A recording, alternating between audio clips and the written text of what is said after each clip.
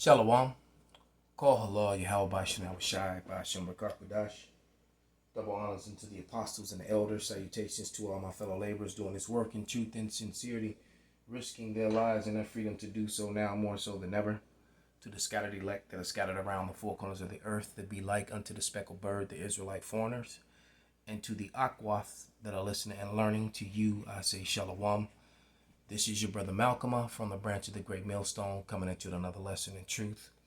And we're back on the Lacedaemonians, which is known to the world as the Spartans, and how they were Israelites. They were a Negroid people, more than likely made up of all the tribes, because even though it was the Northern Kingdom was over here in the Americas during this period of time after the Assyrian captivity, many among them, there were many who were still among the Southern Kingdom.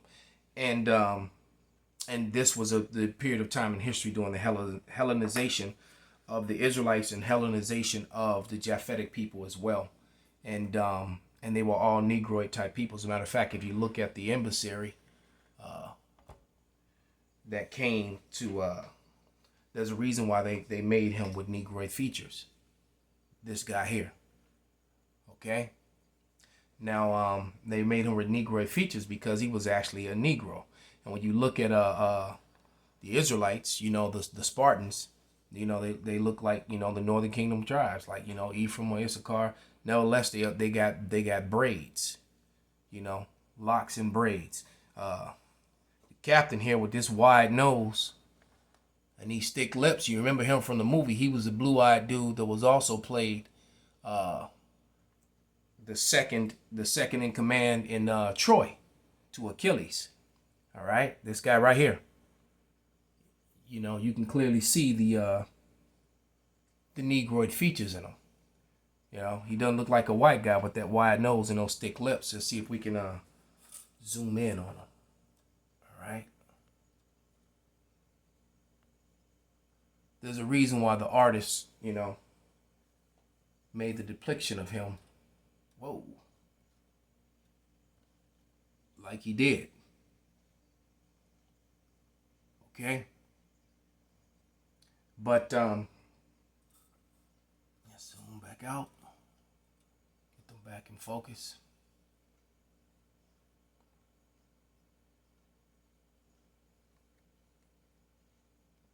But let's get a couple scriptures. This is the 400 years Greek diaspora. All right. And this is 2 Ezra 7:28, and it reads, "For my son Yahweh shall be revealed with those that be with him, and they that remain shall rejoice within 400 years. After these years shall my son Hamashiach die, and all men that have life." So this is the precursor to the Israelites being in Rome, because when you're reading the Bible, you go from the Grecian, you go from the Assyrian and Babylonian captivity, straight to Rome. They leave out the Greece. They leave out the, why? Because that's why they eliminated and got rid of the Apocrypha. Because the Apocrypha is that portion of the Bible that covers the Grecian captivity and the scriptures that align with the time of the Grecian captivity when Jake was Hellenized, and how they come to, Jeremiah 17:4 came into play. As a matter of fact, let's get that. This is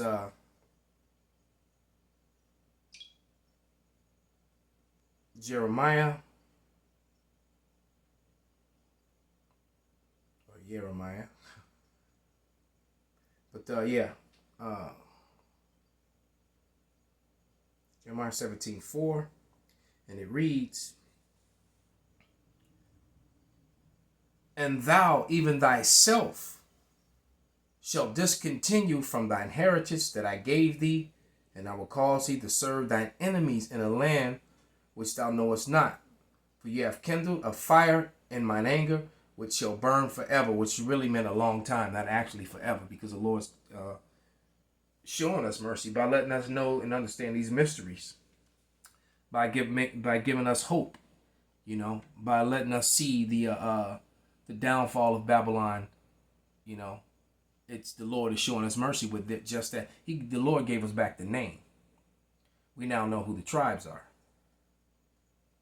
Okay. That also is a cut to any group of humanity that's running around the earth saying that they've known that they were Jewish all along, that they've known that they were Israelis all along, because that makes them completely not fit the prophecies of being cut off from their heritage.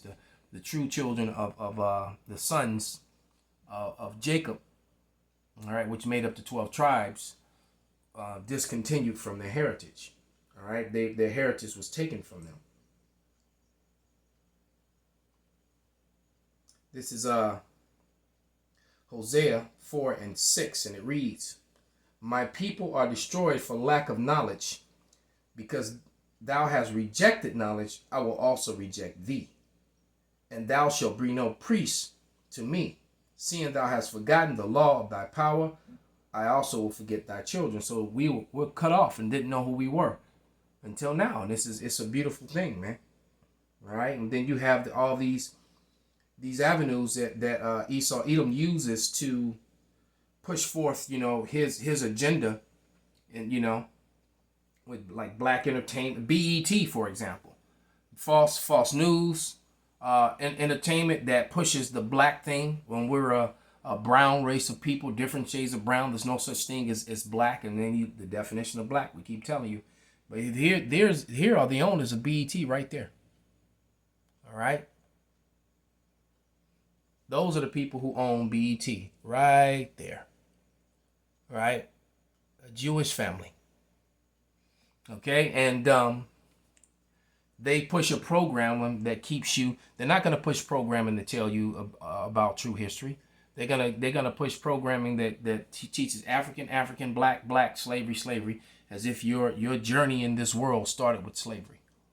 And everything before didn't matter because you was just ooking and booking and chucking spears in the jungles and swinging from trees.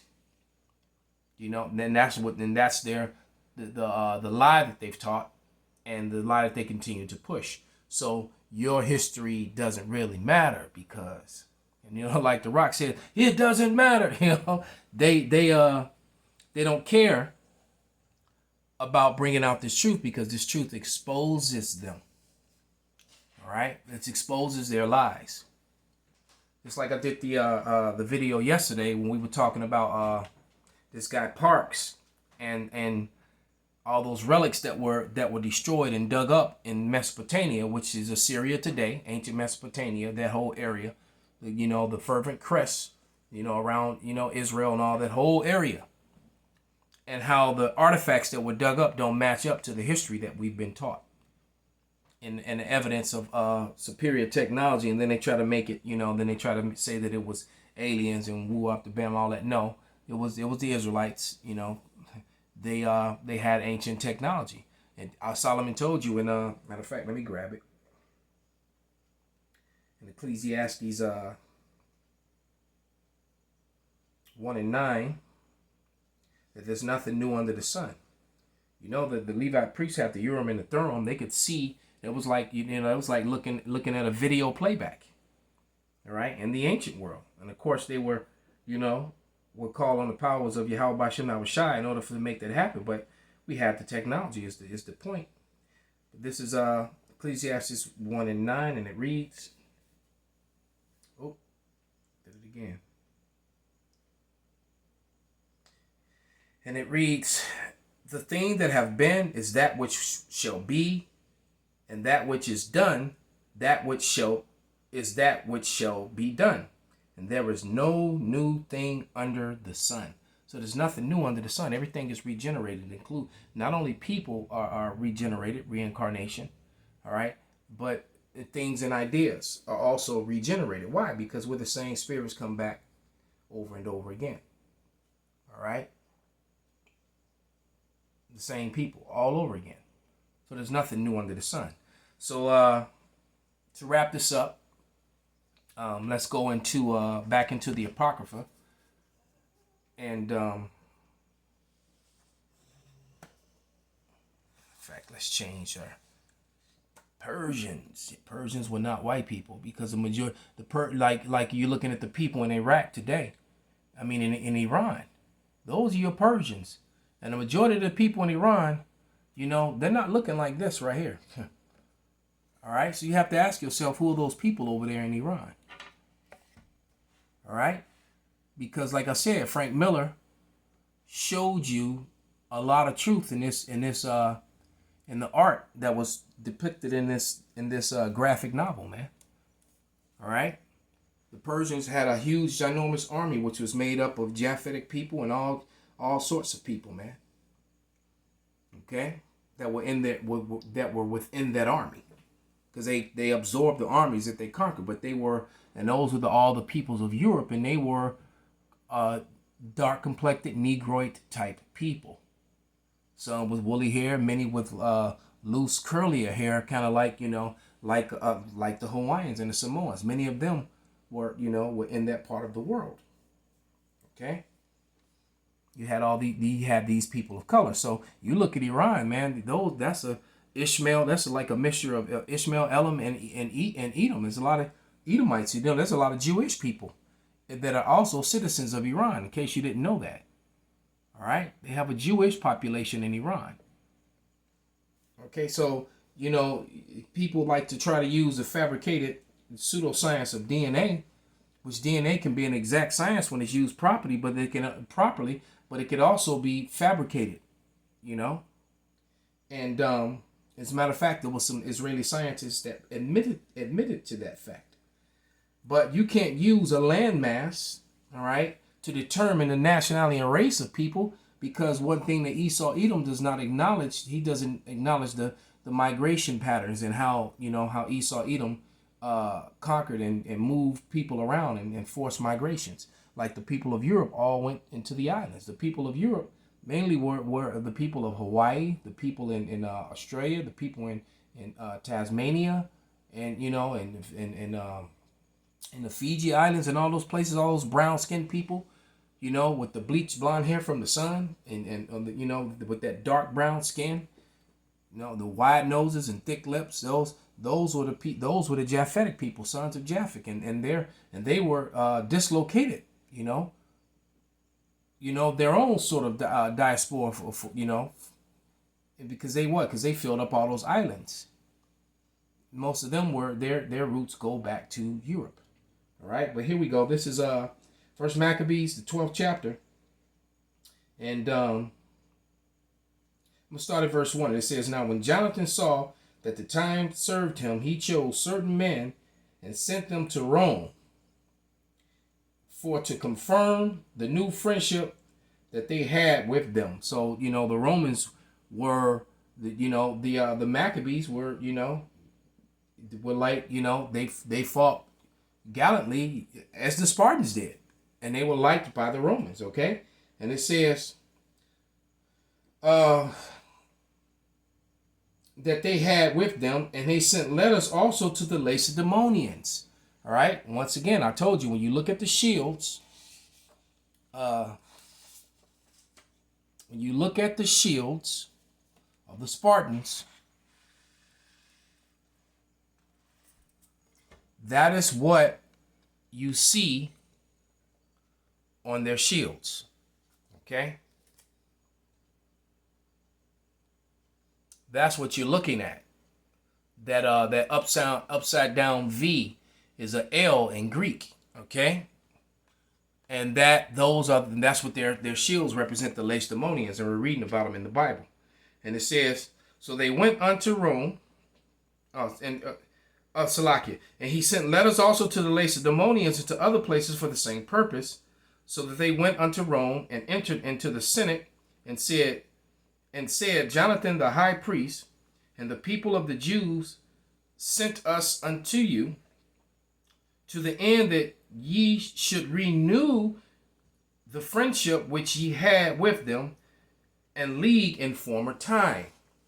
Upon this the Roman gave them letters unto the governors to every place, that they should bring them into the land of Judea peaceably.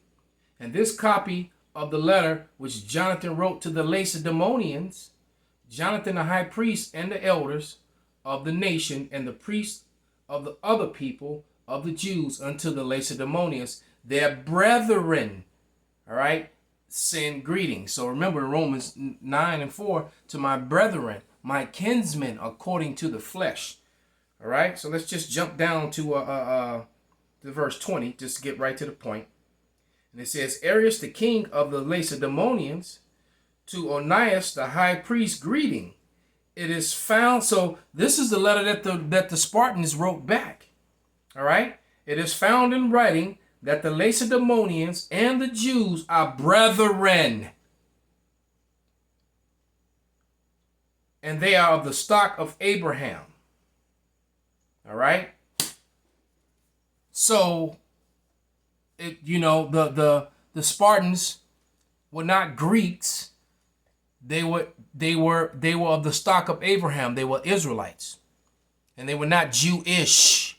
They were Israelites. Remember, the definition of a Jew, of an Israeli, is a modern day citizen of Israel, not to be confused for the ancient Hebrew people, the Israelites. And that's roughly paraphrased, pretty much their own definition. So with that, I give all praises, all honor and glory unto Yahweh, Bahashem, Yahweh Shai, Bahashem Bakakwadash, Wa Abba Babal, Kwam Yasharala.